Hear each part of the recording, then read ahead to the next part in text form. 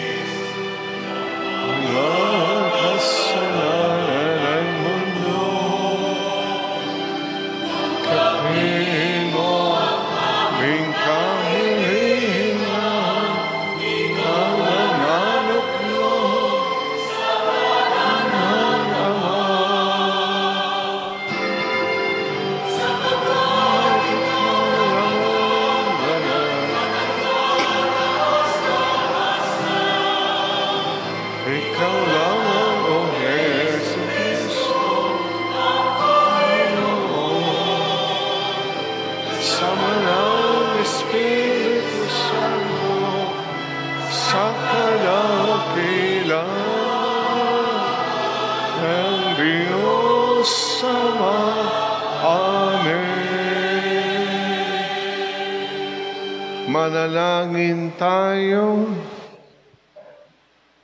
Ama naming makapangyarihan, lagi mong lingapin at patnubayan kami mga kabilang sa iyong angkan. Sa tanging pag-asa namin ikaw ang nagbibigay, kami po'y tangkilikin mo at laging subaybayan sa pamagitan ni Kristo, kasama ng Espiritu Santo, magpasawalang hanggan. Amen. Sa unang pagbasa, dala ng paghihirap na dinaranas, isinasalarawan ni Job ang buhay ng tao bilang sagana sa hirap at ang tao ay tila isang alipin sa paggawa.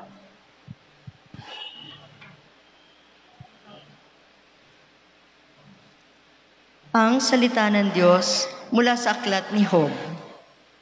Nagsalita si Job at sinabi niya, ang buhay ng tao'y sagana sa hirap, batbat ng tiisin at lungkot na dinaranas. Siya'y tulad ng alipin, pahinga ang hinahangad. Para siyang manggagawa, naghihintay ng kanyang bayad. Maraming buwan na ang lumipas, walang layon ang buhay ko. At tuwing sasapit ang gabi, ay namimighati ako. Ang gabi ay matagal, wari wala ng umaga, di mapanatag sa higaan at palaging balisa. Mga araw ng buhay ko'y mabilis na nalalagas, pag-asa ko'y lumalabo at matuling tumatakas.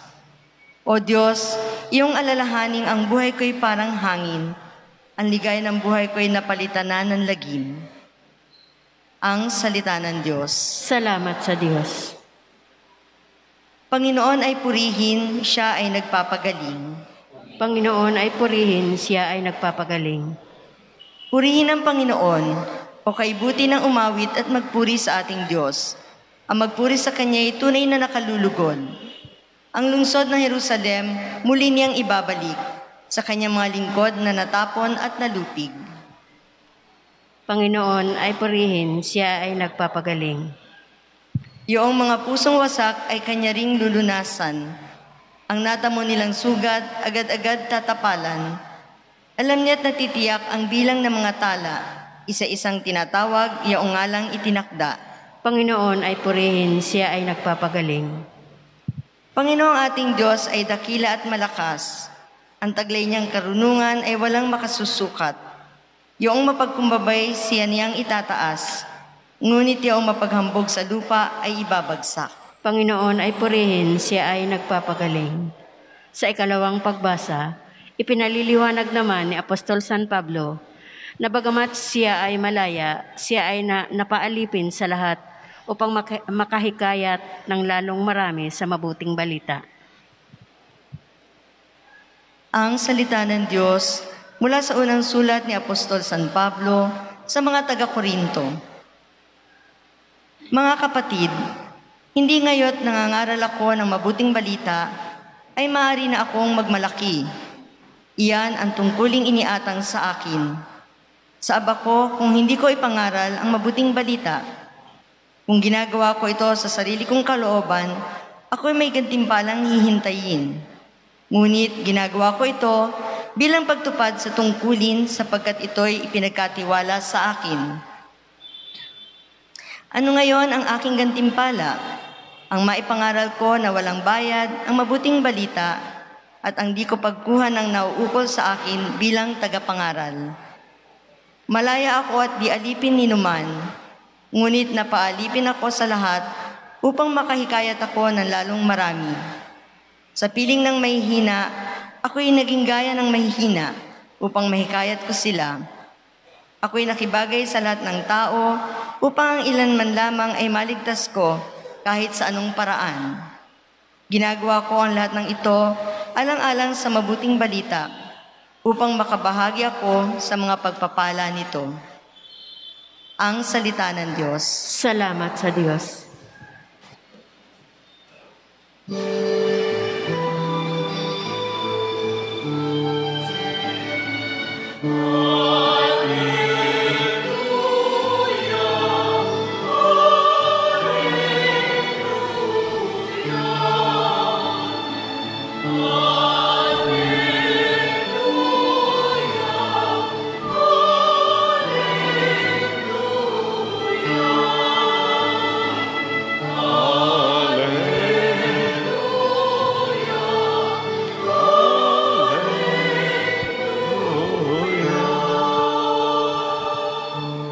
Sumayin niyo ang Panginoon. At sumaiyo rin. Ang mabuting balita ng Panginoon ayon kay San Marcos. Papuri sa iyo, Panginoon. Nung panahon yun, mula sa sinagoga, si Jesus ay nagtuloy sa bahay ni Andres at Simon. Kasama niya sina Santiago at Juan. Nararating noon ang biyanan ni Simon Pedro dahil sa matinding lagnat. At ito'y agad nilang sinabi kay Jesus. Nilapitan ni Jesus ang babae, hinawakan sa kamay at ibinangon. Noon din inibsan ito ng lagnat at naglingkod sa kanila. Pagkalubog ng araw, dinala kay Jesus ang lahat ng may sakit at mga inaalihan ng demonyo. At nagkatipon ng buong bayan sa may pintuan ng bahay. Pinagaling niya ang maraming may sakit, anuman ang kanilang karamdaman. At nagpalaya siya ng mga demonyo. Hindi niya hinayaang magsalita ang mga ito, sapagat alam nila kung sino siya. Madaling araw pa ay bumangon na si Jesus at nagtungo sa isang ilang na pook at nanalangin. Hinanap siya ni Simon at ang kanyang mga kasama. Nang siya'y matagpuan, sinabi nila, hinahanap po kayo ng lahat. At sinabi ni Jesus, kailangan pumunta rin naman tayo sa mga kalapitbayan upang makapangaral ako roon. Ito ang dahilan ng pag-alis ko sa Capernaum. At inibot niya ang buong Galilea, nangangaral sa mga sinagoga, nagpapalayas ng mga demonyo. Mga giliw na kapatid, ang mabuting balita ng ating kaligtasan. Pinupuri ka namin, Panginoong Hesukristo. Palakpakan natin ang mabuting balita ng Diyos.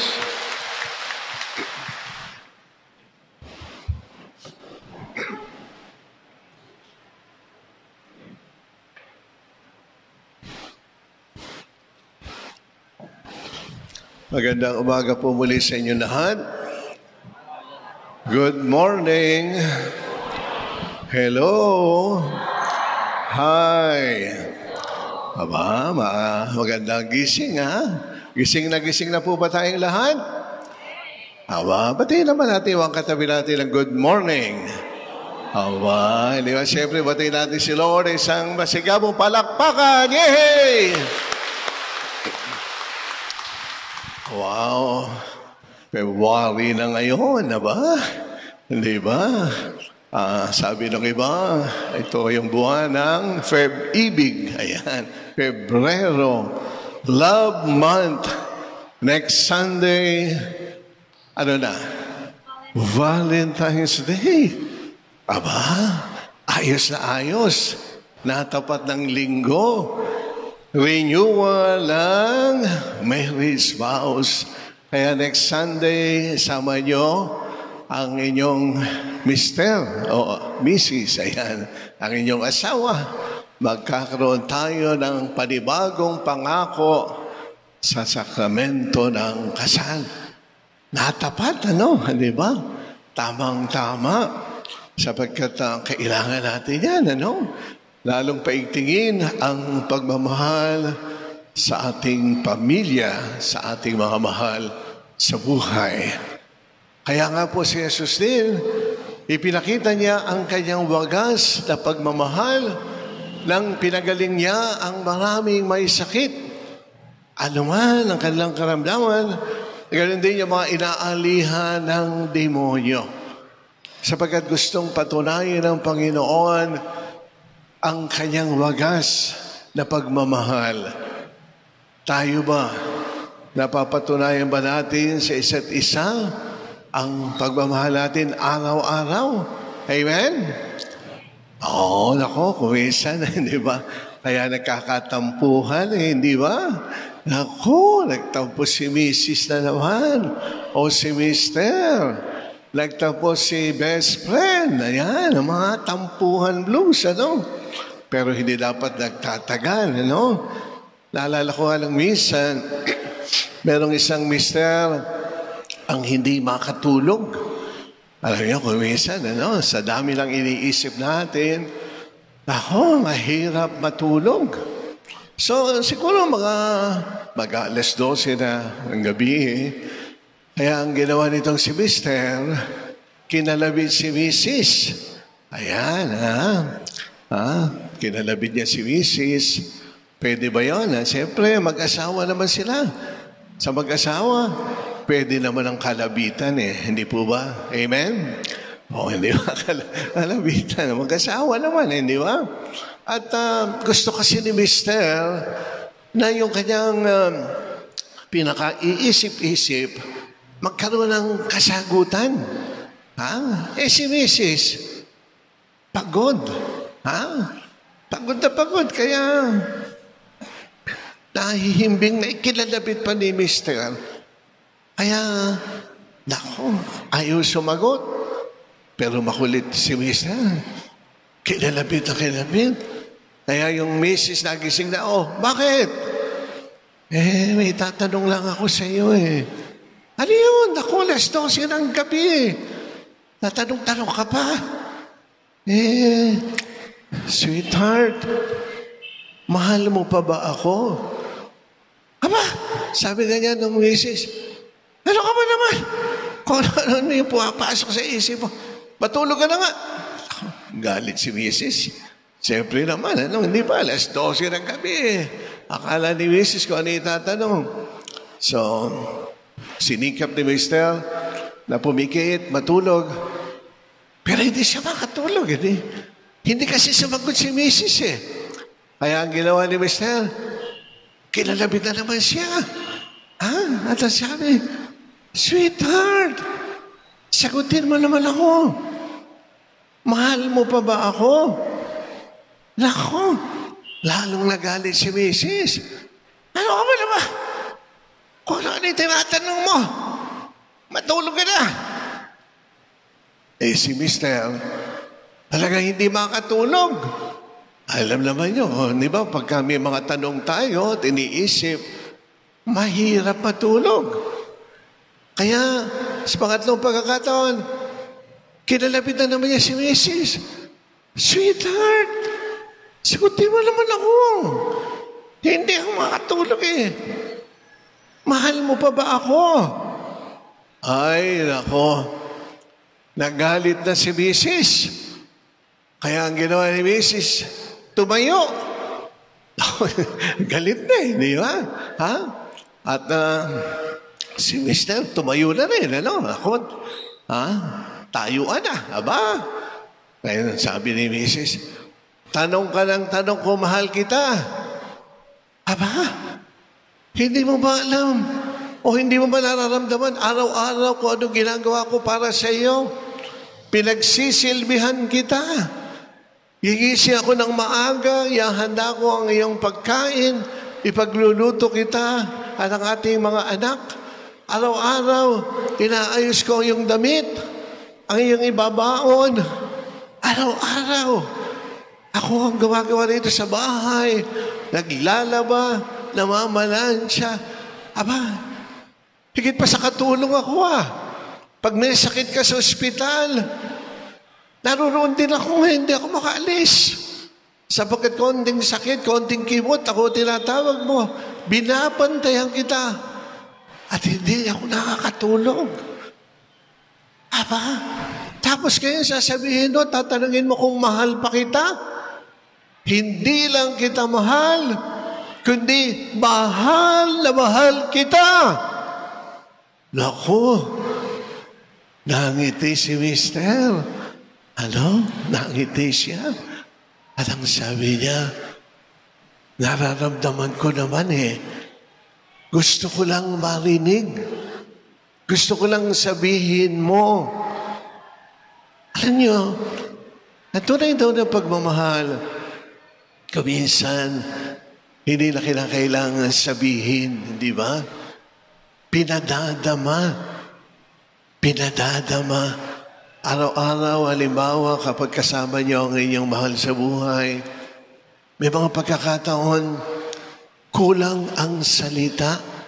Di ba?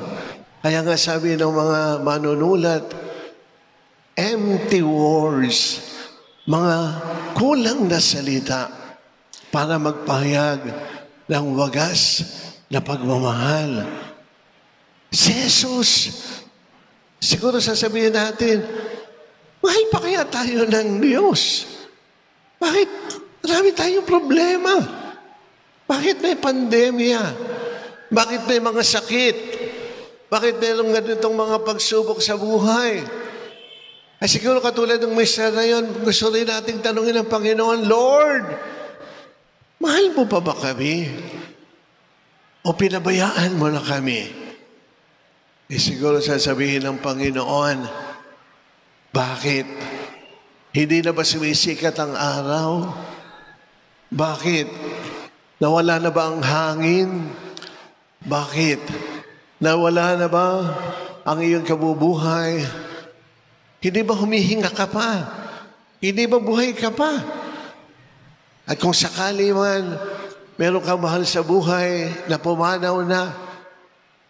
Ibig sabihin ba noon hindi ko siya mahal? Hindi ba kaya ko siya kinuha para matapos na ang kanyang paghihirap?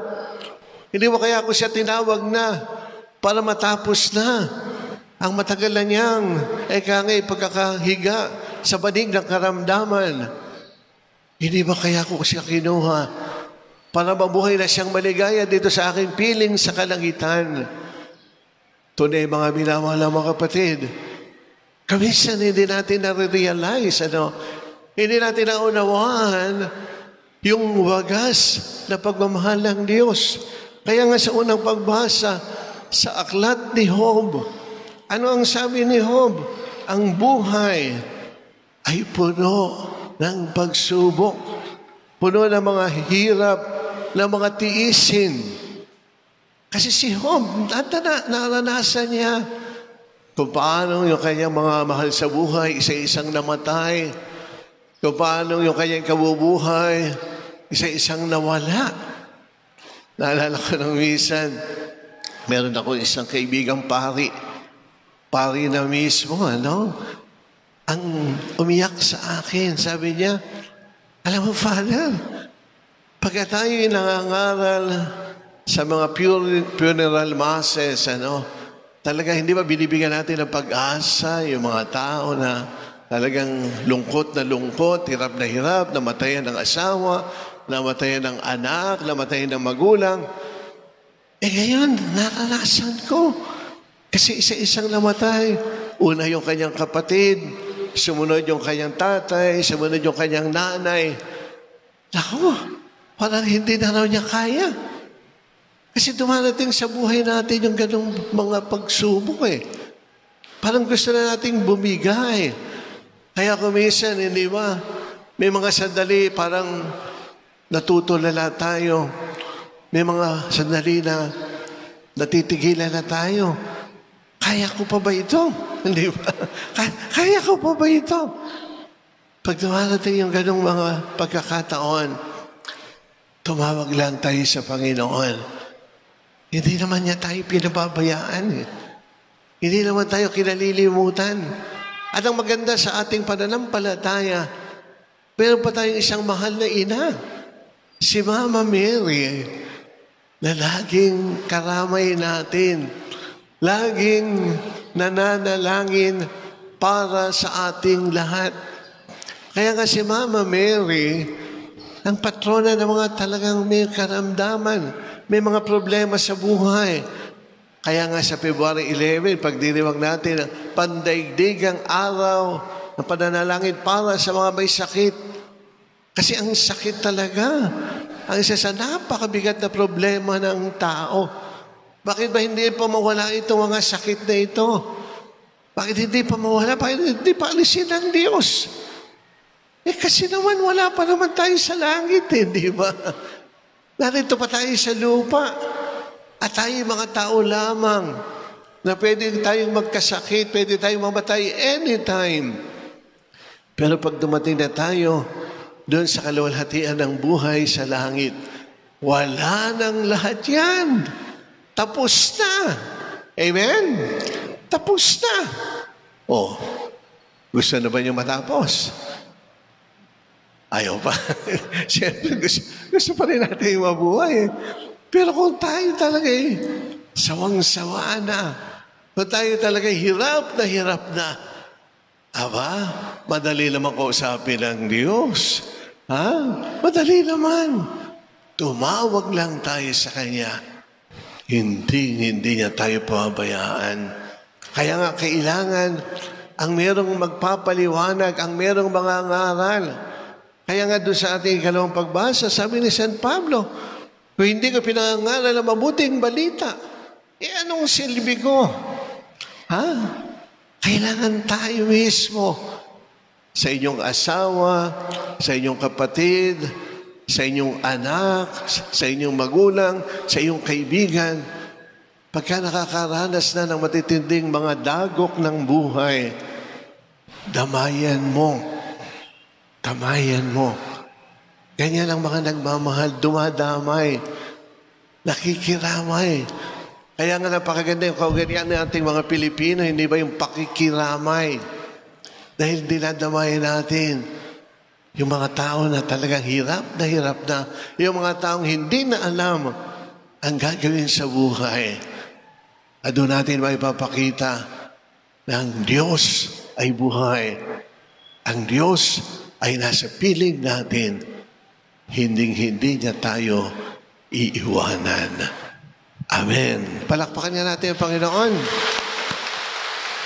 Sumasampalataya ako Sa isang Diyos, amang makapangyarihan sa lahat, na may gawa ng langit at lupa, ng lahat na nakikita at di nakikita. Sumasampalataya ako sa iisang Panginoong Hesukristo, bugtong na anak ng Diyos, sumilang sa Ama bago pa nagkapanahon. Diyos buhat sa Diyos, liwanag buhat sa liwanag. Diyos na totoo, buhat sa Diyos na totoo. Sumilang at hindi ginawa, kaisa ng Ama sa pagkadiyos, at sa pamamagitan niya ay ginawa ang lahat. Dahil sa ating pawang mga tao at dahil sa ating kaligtasan, siya ay nanaog mula sa kalangitan. Nagkatawang tao siya lalang ng Espiritu Santo, kay Mariang Berhen at naging tao. Ipinako sa krus dahil sa atin, nagpakasakit sa hatol ni Poncio Pilato, namatay at inilibing. Muli siyang nabuhay sa ikatlong araw, ayon sa banal na kasulatan. Umakyat siya sa kalangitan at lumuklok sa kanan ng amang may kapal. Na paririto siya muli na may dakilang kapangyarihan upang hukuman ang mga buhay at mga patay.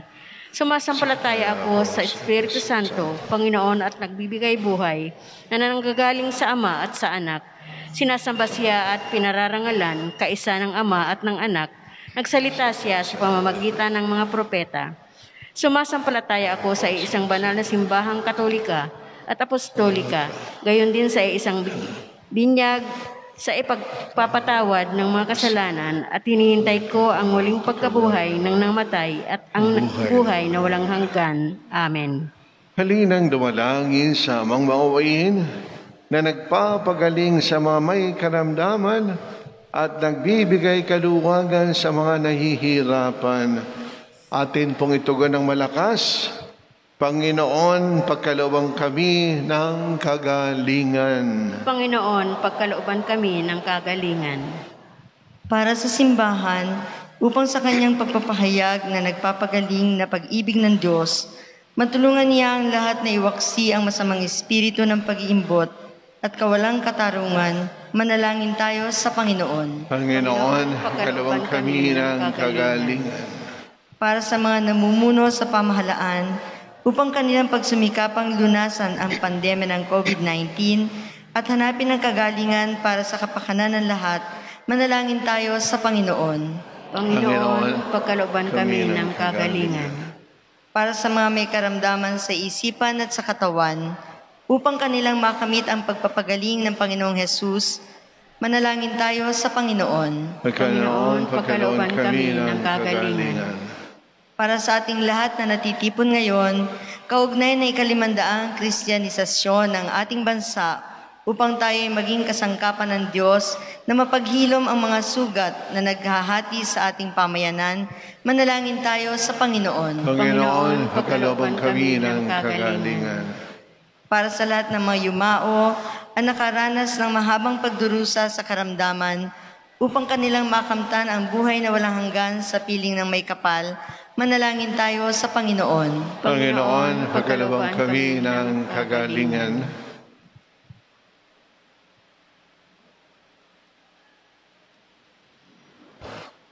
Amang mapagmahal, linangin ang aming puso at bigyan mo po kami ng lakas upang iyong makapangyarihang pagpapagaling at pagliligtas ay mahihatid sa mga kapatid na humaharap sa misteryo ng hirap at karamdaman.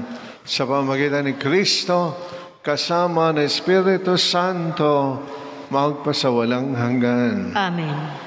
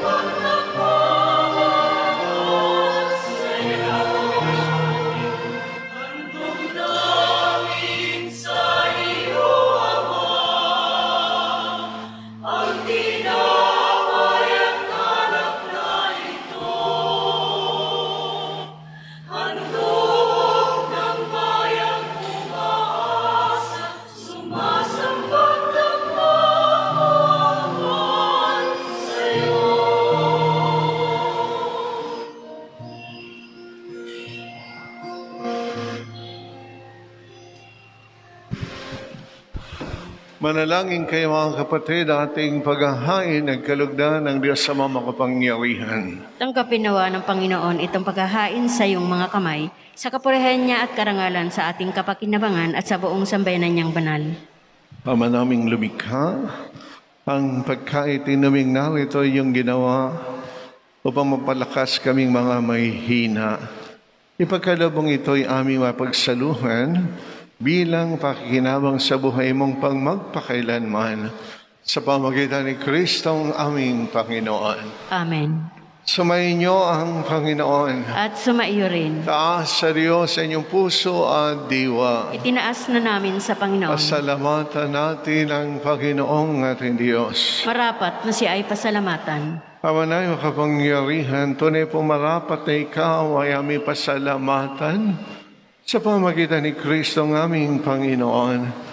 Siya'y naging kapwa namin maasahan, ang may mangunang umako sa pananagutan, dahil hangad mong magbago ang kinamihas ng pagkakanya-kanya ng sangkatauhan. Bunga ng pagtitiis siya'y nanaig, at ang kamatayan ay kanyang nalupig. Kaya siya ang aming daan upang aming masapit ang iyong tapat at maasahang pag-ibig. Kaya kaysa ng mga anghel at mga banal, pinagbubunyi namin ang iyong kadakilaan.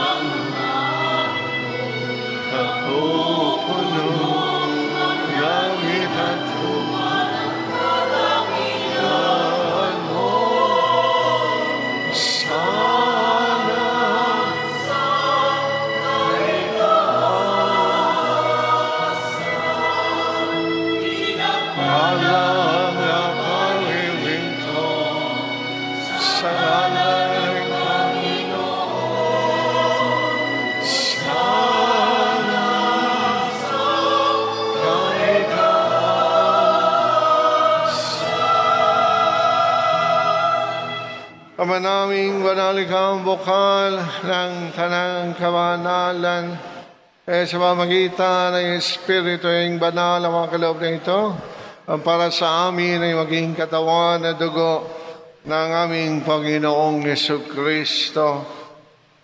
Pag niya pinagtiis ang kusang loob na maging handog, inawa kanya ang tinapay, pinasalamatan kaniya, hinati niya yon, iniabot sa kanyang mga alagad at sinabi, "Tanggapin ninyong lahat ito at kanin. Ito ang aking katawan na ihahandog para sa inyo."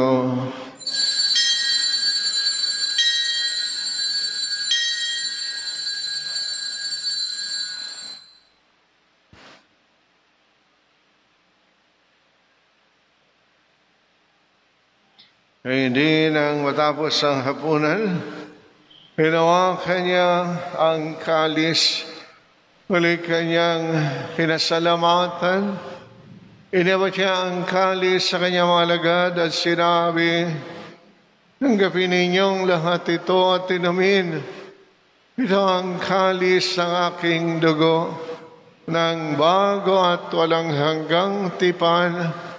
Ang aking dugo na ibubuhos para sa inyo at para sa lahat, sa pagpapatawad ng mga kasalanan, gawin ninyo ito sa pag-alaala sa akin.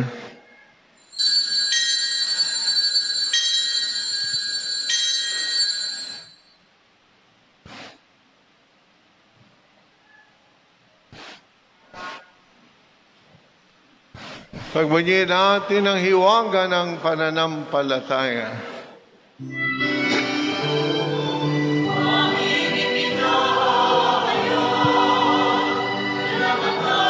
Ang iyong anak, gawin ng Mesiyas, at magbabalik sa wakas, marangahil sa Ama, ginagawa po namin ang pag-alaala sa pagkamatay at muling pagkabuhay na iyong anak. Kaya tinialay namin sa iyo ang tinapay, nagbibigay buhay, ang kalis na nagkakaloob ng kaligtasan. Kami po ay nagpapasalamat dahil minarapat na tumayo sa harap mo para maglingkod sa iyo. Sinasamo namin na kami yung sasalo-salo sa katawan at dugo ni Kristo ay pag-isahin ng Espiritu Santo. Ama, lingapin mo po ang simbahang laganap sa buong daigdig. Puspusin mo kami sa pag-ibig. Kay San Francisco na aming Papa, kay Dennis na aming Obispo na Tanang Kaparian, alalahanin mo rin po ang mga kapatid namin na himlay, at lahat ng mga kaluluwa sa purgatorio. Ang lalo ng aming mga kapamilya, mga kaibigan at mga mahal sa buhay ay dinadalangin sa mihisang ito. Gawin kami marapat na pumasok sa buhay na walang wakas kaysa na mahal na Birheng Maria, na ina ng Diyos at ina naming lahat, kaysa ni San Jose, na kanyang kabiyak ng puso ng mga apostol, mga banal, kasama ni San Pedro ng aming patron, na namuhay sa daigdig ng kalugod-lugod sa iyo. Ay pagdiwang nawa namin ang pagpupuri sa ikararangal mo sa pamamagitan ng iyong anak, ang aming Panginoong Jesucristo. Sa pamamagitan ni Kristo, kasama niya sa Kanya, ang lahat ng parangal at papuri ay sa iyo, Diyos Amang makapangyarihan, kasama ng Espiritu Santo, magpasawalang hanggan.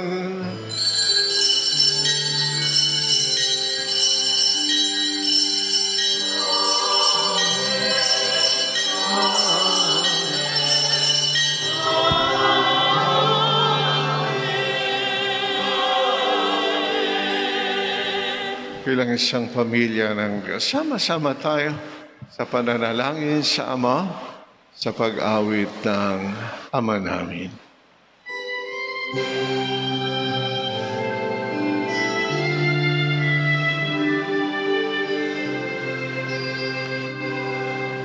Ama namin, sumasalangit ka, sambahin ang ngalan mo, asan kaharian mo, salin ang loob mo, ito sa lupa at sa langit.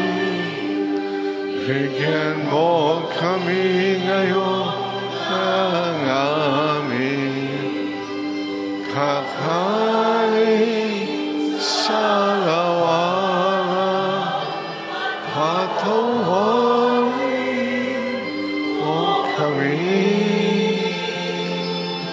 sa aming mga kasalanan,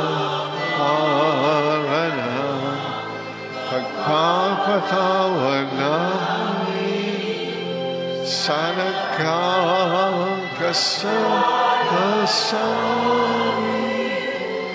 bago kami ipahintulot sa tukso at iyan mo kami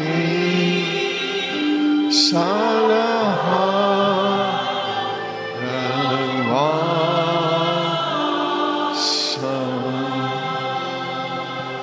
Kami Ama, iligtas mo po kami sa lahat ng masama pagkay maghihanda sa maluwalhating pagbabalik ng Yesu Kristo ang aming manunubos. Sapagkat iyo ang kaharian at ang kapangyarihan at ang kapurihan magpakailanman. Amen. Panginoon Yesu Kristo, sinabi mo sa iyong mga alagad, kapayapaan ang iniwan ko sa inyo, pinagkakaloob ko ang aking kapayapaan. Huwag mo po sanang salang-alang ang aming kasalanan, kundi pananalig na simbahan, nabubuhay ka naghahari, magpasawalang hanggan. Amen. Ang kapayapaan ng Panginoon ay lagi nawang sumainyo. At sumaiyo rin. Batiin natin bawat isa ng kapayapaan ni Kristo. Kapayapaan.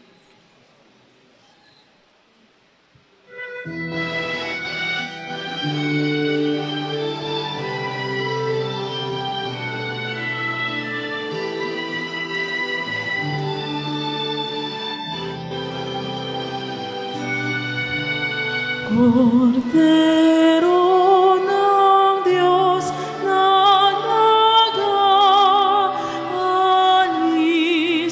ng mga kasalanan ng sanlibutan, maawa ka sa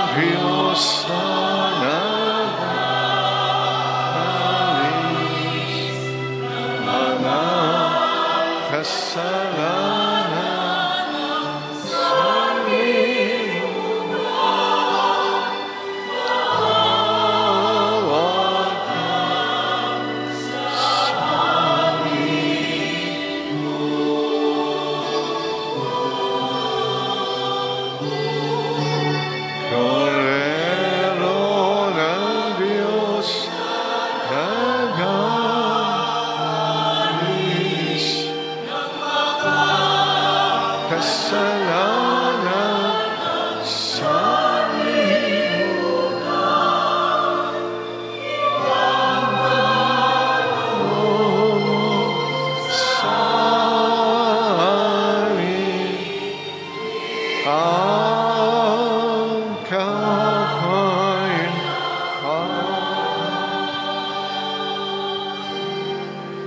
Mga kapatid, napakapalad natin harito ang ating Panginoong Diyos, ang ating buhay at muling pagkabuhay, ang ating kaligtasan. Tanggapin natin at lagi ng panaligan, Panginoon. Hindi ako karapat-dapat na magpatuloy sa iyo, ngunit sa isang salita mo lamang ay gagaling na ako. Katawan ni Kristo. Amen.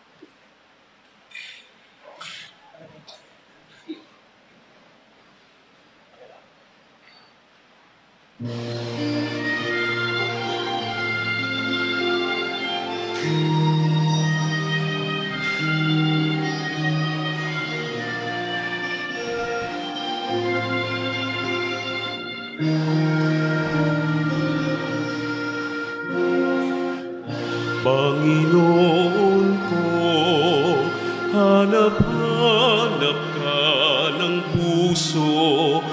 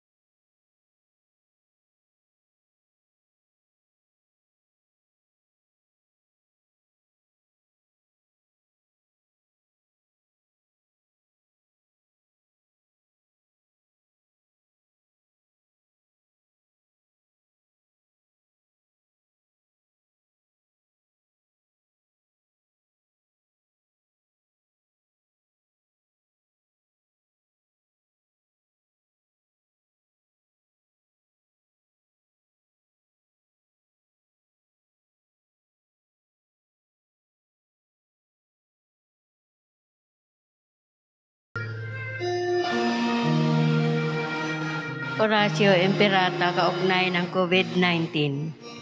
Makapangyarihan at mapagmahal na Ama, nagsusumamo kami sa iyo upang hilingin ang iyong patnubay laban sa COVID-19 na nagpapahirap sa marami at kumitil na ng mga buhay. Gabayan mo ang mga dalubhasang naatasan na tumuklas ng mga lunas at paraan upang ihinto ang paglaganap nito. Patnubayan mo ang mga lumilingap sa may sakit upang ang kanilang pagkalinga ay malakipan ng husay at malasakit. Itinataas namin ang mga nagdurusa. Makamtanawa nila ang mabuting kalusugan. Lingapin mo rin ang mga kumakalinga sa kanila. Pagkamitin mo ng kapayapaan walang hanggan ang mga pumanaw na. Pagkalooban mo kami ng biyaya na nagtulong-tulong tungo sa ikabubuti ng lahat. Pukawin sa amin ang pagmamalasakit sa mga nangangailangan. Nagsusumami kami na iyong ihinto na ang paglaganap ng virus at ipag-adya kami sa lahat ng mga takot. Hinihiling namin ito sa pamamagitan ni Jesucristo na nabubuhay at naghaharing kasama mo at ng Espiritu Santo, iisang Diyos, magpasawalang hanggan. Amen. Dumudulog kami sa iyong patnubay, mahal na ina ng Diyos. Pakinggan mo ang aming mga kahilingan sa aming pangangailangan at ipag-adya mo kami sa lahat ng kasamaan. Maluwalhati at pinagpalang Birhin Maria. Mahal na Birhin, mapagpagaling sa may sakit, ipinalangin mo kami. San Rafael Arcangel, San Roque, San Lorenzo Ruiz, San Pedro Calungsod, San Pedro Apostol. Magsiupo ang lahat.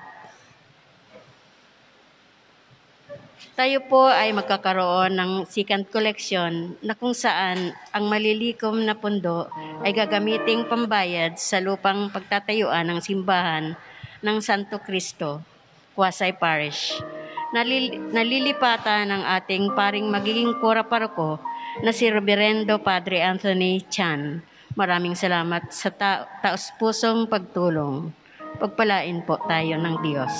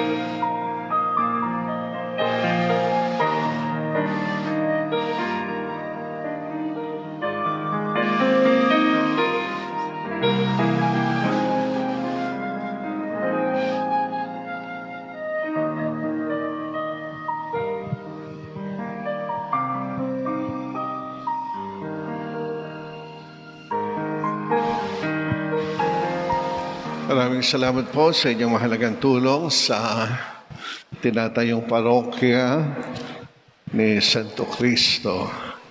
Nawa patuloy kayong pagpalain ng Diyos sa inyong kabutihang loob. At tulong na rin po natin to kay Father Anthony na siya magiging unang kura paroko sa parokya ni Santo Cristo. Manalangin tayo. Ama naming mapagmahal, sa pagkait inuming pagkakaisang binibigay, kami niloob mong makapakinabang kaysa ni Kristo, kami naway makapamuhay upang makapamunga ng mga kagalakan para sa kapakanan ng aming kapwa-tao sa sanlibutan sa pamamagitan niya kasama ng Espiritu Santo magpasawalang hanggan. Amen. Amen. Maraming salamat po sa inyong lahat sa pagdalo niyo sa ating misa, sa inyong mga panalangin, pag-aalay, at sa lahat na mga nakatulong ko sa bisang ito. Maraming salamat po. At inuulit ko po sa darating na linggo na araw ng mga puso ay isama po ninyo ang inyong asawa na tunay para po sa ating renewal ng marriage vows. Sumayin niyo ang Panginoon. At sumaiyo rin. Iko po natin ating mauna para sa pagbabasbas sa biyaya ng pag-ibig, awat habag ng Diyos. Kayo nawa at ang inyong buong pamilya patuloy pang pagpalain, kaligain, gabayan, liwanagan. Iligtas nawa kayo sa anumang sakuna at panganib at karamdaman, lalo na sakit natin kinatatakot ang COVID-19. At baunin ninyo ang mapagpagaling na kamay ng Diyos Ama, Anak, at ang Espiritu Santo. Amen. Tapos na po ang misa. Humayo tayo sa buhay ang pag-ibig ng Diyos. Salamat sa Diyos.